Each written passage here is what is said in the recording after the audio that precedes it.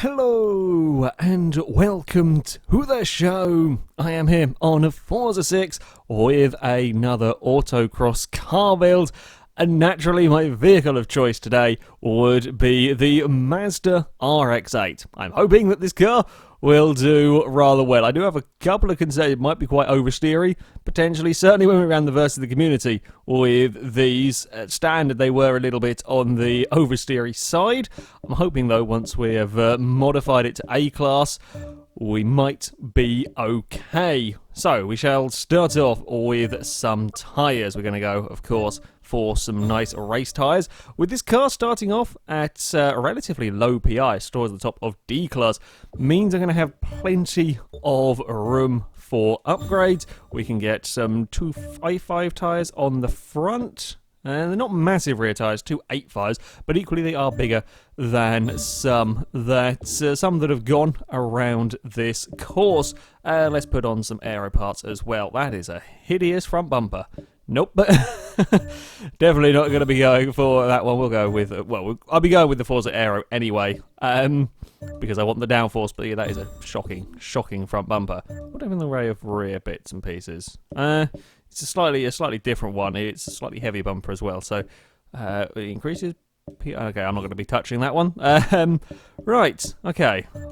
Other handling parts, of course. We're going to want brakes. We're going to want suspension. The car starts off weighing a little over 3,000 pounds. So by the time we are finished with it, I'm hoping to get it down to sort of 2.5 perhaps. Admittedly, roll cage is going to add some and so on, but hopefully, yeah, we can get down. It's not going to be the lightest car.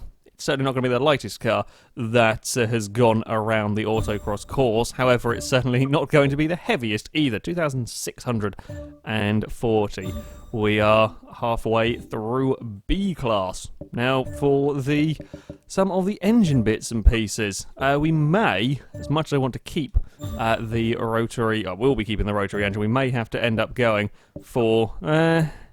we may end up having to go for a supercharger of some sort. It looks like we might be okay, though, I think, with getting... Yeah, we'll be okay getting installed at A-class.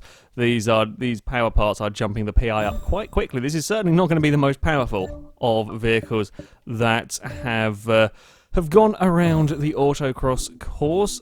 Before we go and kind of just finish off the last bits of PI, we will have a look. No, the gearbox does increase the PI. Sometimes you can get away with it not increasing the PI. We had a couple of ones where you'll put one on and it'll decrease the PI. I'm tending not to touch these gearbox as much as...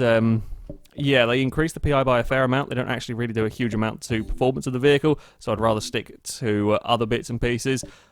We will, hopefully... which ones haven't I done yet? Bugger. We're going to get to this stage now where they're really awkward. Well, that works. Never mind. Ignore me. Do we have any other options? Oil and cooling. I'd perhaps rather not. They do add some weight. I guess it's a 406 horsepower. When this... gets up to 408 and doesn't add any weight onto it. That's a tough question. Okay, let's have a look. That's what I'm thinking. If we go for this, okay, this is my grand plan. We'll go for oil and cooling. That gives us 2 PI to play with, which means we can stick that back on, which takes off the weight that the oil and cooling added. And then we can put a flywheel in as well, hopefully. Haha! There we go. That will do the trick nicely, I think. I am pretty happy with that. Yeah, 406 horsepower. It isn't the most powerful car we've had. It's not bad, though. 257 foot-pounds of torque. It wasn't not exactly expecting it to be massively torquey. It's the way of the rotaries, but yeah. I'm hoping we've got the handling. That is the main thing. I'm hoping we don't have too much oversteer. Of course, to test out the Mazda, I have brought it to the Hockenheim circuit, where it will get 3 runs through the autocross course. Our current leader is the Renault 5 Turbo, with a time of 2:05.2, which is a mighty quick time around this track. And a time that I would be surprised if the RX-8 can quite beat that Renault 5. The Renault 5 was monstrous. I'm thinking perhaps, well, the RX-7 Buzzbox that's already gone round, that's sort of a good kind of target area. If we can get this into the 207s, it's doing pretty well. I think we are, yeah, perhaps not quite going to have the ultimate handling that some of the really small, lightweight vehicles have had. However, I think we might still be pretty damn fast. And, yeah, hopefully it won't be too bad on the handling. We are good through the opening gate, and certainly the oversteer that I feared might be here. It's certainly not the worst, anyway, that we've had in a vehicle. How do we do through this first high-speed change of direction? It's quick. It's quick through there, much quicker than we have seen from the last few vehicles, about 106 miles an hour, which is certainly good going. Can we get it? Oh, just about turned through those gates. Now, the trick is to really try and carry as much speed as you can through that section to get a good run down this back straight, and that is very much the case. That's 122 miles an hour. Okay, this is on par with some of the very fastest accelerating cars, and that is... that's always good, really, let's face it. Yeah, I was not quite expecting that much in the way of straight line speed. You know, power is decent, certainly, on this car, but when you consider cars have had, well, 50, 60 more horsepower and been considerably lighter, like 600 pounds lighter than this, I wasn't quite expecting it to be that quick, but we've been surprised by vehicles in the past. The composure through these gates is actually really rather good, and I'm very glad that I can say that sentence. The pillar is a little bit an awkward place for seeing out of coming into this one. We're going to run a little bit wide through there. That is a horrible positioning of the pillar for autocross. There we go, and as we come up towards these final few gates, try and get the car neatly through here. Now, this is where we may potentially did a stupid, so this is where we may potentially lose some time. It is a bigger car.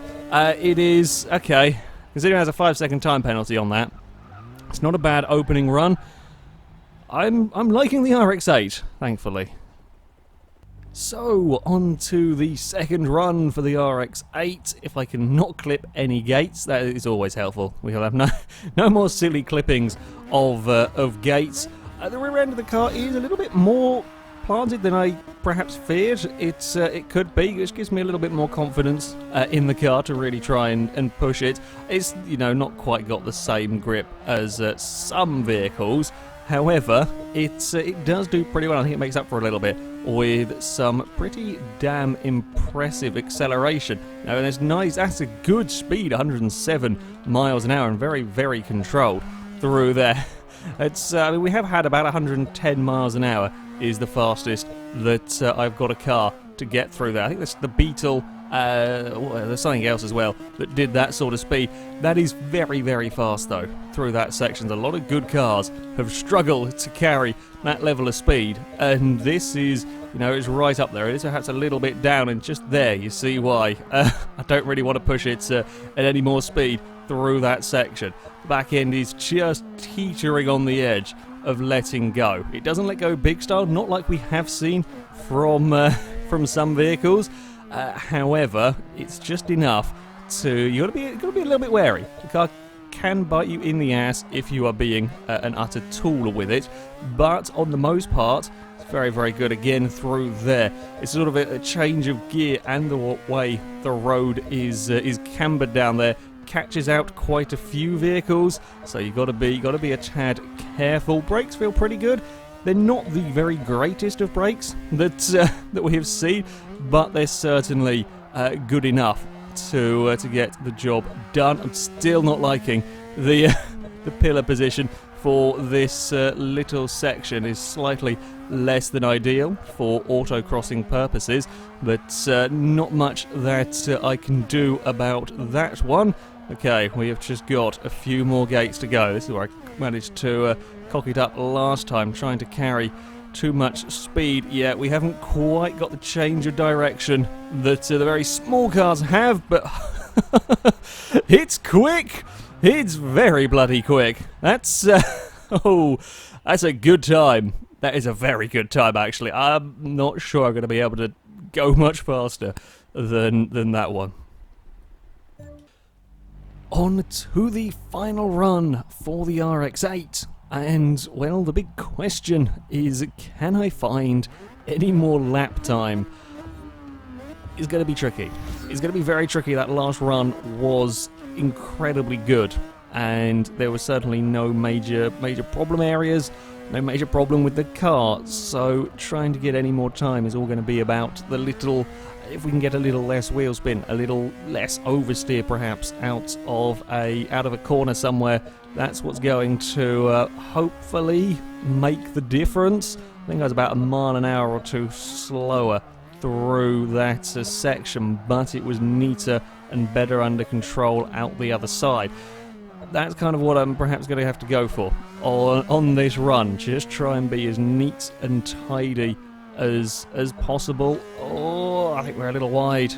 Might have cost me through there. We'll see if we can make it up through the rest of the lap. Certainly it is the I think the medium speed corners is where the RX-8 really excels as opposed to the high-speed stuff. It's got, you know, it's a great composed car, certainly, but it does oversteer more than the likes of, let's say, the 911 through the high-speed sections. And the low-speed stuff, as good as it is, the likes of the Renault 5 are better. They'll change direction quickly. This does well, but it's just not quite as good as the Renault 5.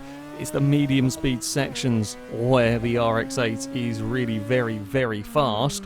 I'm not sure it's quite going to be enough though. I was trying to push it more under brakes through there. I don't think sadly that this run is going to be a quicker run. We were okay around the hairpin. I think we may have run a smidge wide on the exit. Try and get it neatly. I'll try a slightly different line through there, trying to get it a little bit neater. Not sure it's going to work. We'll have to or maybe try and find some time through this. I don't think it's going to be enough though. It's quick, but it's nowhere near quick enough. Yeah, I made a couple of mistakes. Ran a little bit wide in a couple of places, just trying to find that bit more lap time. Yeah, that wasn't a particularly great final run. The biggest issue with the RX-8 is at the higher speeds. It's just a little, the back end can a little bit let go. It's not bad, and I still have plenty of confidence in the car, but it's something you've kind of got to be aware of, something you've got to think about from time to time. Certainly it's the medium speed corners where the car is definitely best at, most comfortable at, can carry a lot of speed through some of them. It's got good straight line speed as well. 120 odd miles an hour is certainly not something to be sniffed at. The lap time will put the car into 5th place. The 205.7 makes it only the 5th vehicle to get into the 205s. That was a mighty quick run for the RX-8. It beats the Nissan Silvia, the Fiat Dino, Toyota Corolla. It does lose out fractionally to the Volkswagen Beetle, the Chevrolet Corvette, and the Porsche 911. I wasn't expecting such a quick car. In all honesty, I thought we could have more oversteer issues. We had a little, but certainly not a major amount. And considering kind of the power and weight, it does mighty well on the acceleration front. A tiny bit more composure, I think, with this car, and it would be a mighty fine autocross car. It really would. It's just lacking a fraction, just a fraction. It's not much, but it's enough to perhaps give it tiny issues, but still, that's to go in the 205s is really rather good going. But that is it for this video, guys. Thank you very much for watching, and until next time, goodbye.